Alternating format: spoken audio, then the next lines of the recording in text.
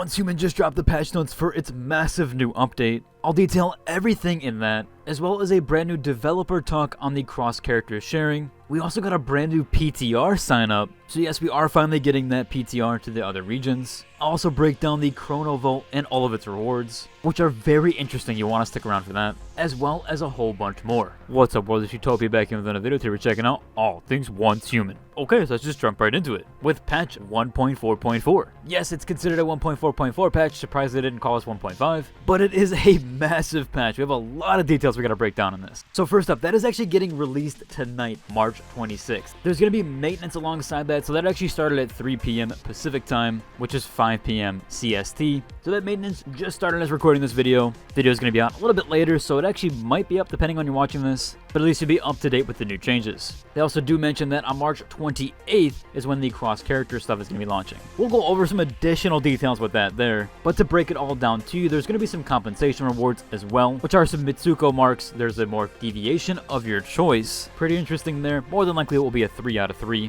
Usually when they give those out, they're not usually a 5 out of 5. There's a canned seafood oil in there, as well as a specialization cleaner. Actually some decent compensation there. March 28th, they're going to give everyone 15,000 Starcrom, as well as 2 Phantom Cubes and a Wish Stone. So that's massive across the board there. Those are absolutely huge. The Phantom Cubes will let you pick effects, so a different effect for your weapon. If you are using like Frost Vortex, you can get some different effects there. Again, that compensation is massive. Next up here, they list out the major features. Now again, we went over this before. Cross-character sharing is a phased rollout. March 26th got some new mods, fashion, stickers, furniture, cosmetics, weapon skins, and more. With March 28th getting the Wish Machine, Blueprint Collection, Blueprints, Phantom Cubes, and Starcrom. A basic how this works, I'm going to go over this more in detail, but you log in with each character and it's going to consolidate your assets. Shared items will be labeled in the description, and some items will require an Eternaland account depot for transfers. These characters cross-sharing will only work in the same region. Again, more details on the cross-character sharing later in this video. Next up here though, this is the interesting one. We have some new events and rewards. There's going to be that Chrono Vault event that I went over in the other day's video.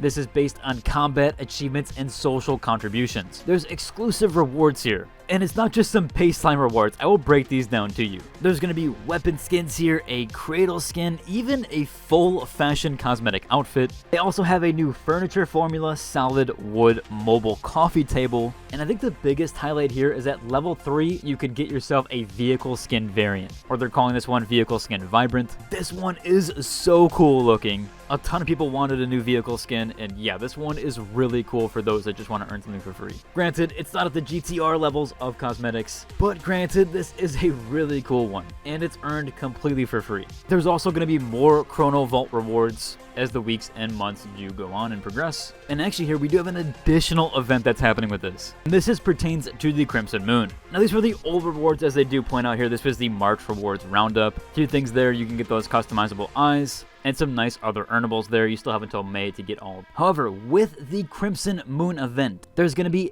dyeable furniture formulas that you can unlock using Stardust dye. The first 17 dyeable furnitures are now available with this update. When the furniture dye feature launches, all players will have 11 basic dyes and 1 advanced dye gilded marble unlocked by default. So those will be completely free and accessible by every single person. And you can make all those changes in the designer workstation. I do have an example here of what the dyeable furniture will look like. Still very, very cool there. Again, we're getting some highly requested features with this one. As I mentioned before, we're going to get a new Wish Machine with a new prize pool for March 26th, and that will last 3 weeks. We get the Bullseye Hunter, which is Bullseye. We also get Jaws Bomb, which is the Little Jaws, and the Old Huntsman Legendary Gear Blueprints. So just bringing back some of the older weapons. April 9th, though, will be another brand new Wish Machine. The Huntsman Gunner, which is the Predator weapon. We have the Money Rain, which is raining cash, and the Oasis Gunner, the Legendary Gear Blueprints. This is also where we finally get the puzzle-themed building components. There's going to be a passcode lock, a clue log, and even a reward crate. So yes, this is where you can make those obstacle maps. Speaking of that, we got some new construction features, which are some quality life changes here. Carpets can now be placed under furniture and facilities. Generators and turrets can now be placed on natural terrain, so you no longer need to build underneath them. I already went over the gameplay tweaks in my last video, basically optimizations with the ammo types. But with that, we're going to get a brand new Public Crisis event. This one is called the Paradox Space. or anomalies have destabilized space and time, and you will be fighting paradoxical beings and restore balance. I have a little bit of a promo image here, but nothing more than that. Of course, I've gone over both those dungeon and combat enhancements, as well as the vehicle enhancements there. We're getting that new apocalyptic tier for the dungeons, and vehicles can now drift with better air control, but they did get one more change here, a jump feature to overcome obstacles and recover stuck vehicles. So a nice little quality of life change there and pretty fun.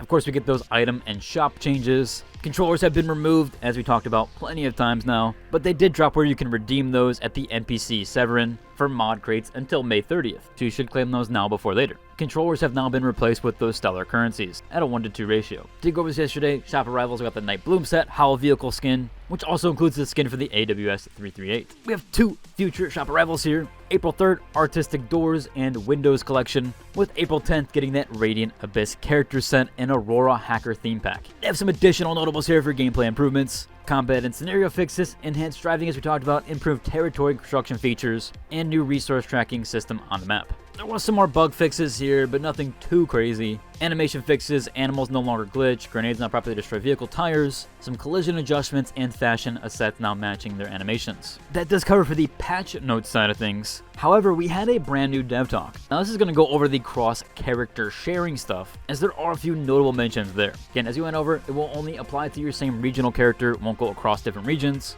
All paid cosmetics and event rewards will be shared across characters, and it still works with the existing account sharing system. Blueprint collection, the highest blueprint collecting character will have the main, or will be the main stat. Essentially, if you have 2 characters, one level 50, one level 20, it will take the level 50 into account, and that's what you'll have. Phantom cubes that you spent across your other characters will be refunded, so you can now spend those accordingly. Star Crown will be shared, but lost Star Crown from the other characters will be compensated. Again, everybody's going to get 15,000 Star Crown. Mods will now be stored in the shared mod inventory. That does, however, have a max capacity of 2,000. That will auto-calculate the best perks. Hopefully it does it accordingly. Excess ones over 2,000 will turn into mod parts. But if you don't want that system to calculate that automatically, you should do that now with the March 26th update, as you have 2 more days until the March 28th update for that to go live. So you still have time, don't worry. Other cross-character items, furniture, and food recipes from exploration are now shared. Any Rheumatic unlock recipes will remain character-specific. You can access your cross-character inventory from Eternal Land in the Space-Time Backpack, while transferring items will consume Space-Time token resources. So pretty cool there. And you still have time to adjust anything you need to there as well. I have a few last-minute mentionable ones here, mostly pertaining to the community, but these are quite large. First one, yes, we are getting a brand new PTR on NA,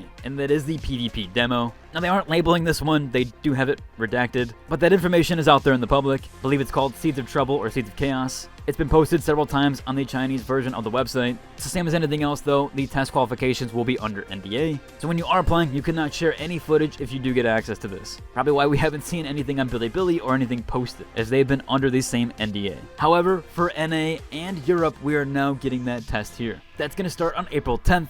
And if you'd like to participate in the test, again, you can answer this research ease bar down below. They mentioned on the Discord that I do believe it's first come, first serve, or at least they're going to prioritize that. So I would answer this quicker, sooner than later. They do, however, say the number of demo test qualifications is limited. Again, I'll include a link to it, but yes, you can try out the new PvP scenario. Speaking of that, they actually do have a creator program. I am a part of this, and I am able to refer people to this. I would love to help them out and bring more people in, as well as help you guys out. Not saying that'll get you guaranteed PTR access, but it does help with certain amenities. If you guys want to join the creator program, you can do so at this link, or if you'd like to, you can head to my Discord and post into the Once Human chat and Once Human media. I'll check out a few accounts and see which ones I want to recommend. Maybe I will refer a few of you. I do believe I have a little bit more pull there. They have asked me and other creators to refer people. I've never referred anybody, so if I do see some good content from certain creators, I will actually go ahead and refer you guys. So if you want to, if you're a creator, small or large, you can put your content over on my Discord channel on the Once Human chat. I'll go through, check a few out, and maybe I refer you. Overall, that should about cover it for today's video. Again, we are getting that new Lightforge loot crate figure. I do have the last minute mentionable here. They did drop the new rates. If you want to check those out, I'll include a link to it so you can check out all the loot crate rules and the drop rates, at least for the March 27th drop. Overall, it should about cover it for today's video. If you like, subscribe, and into the next one. Deuces.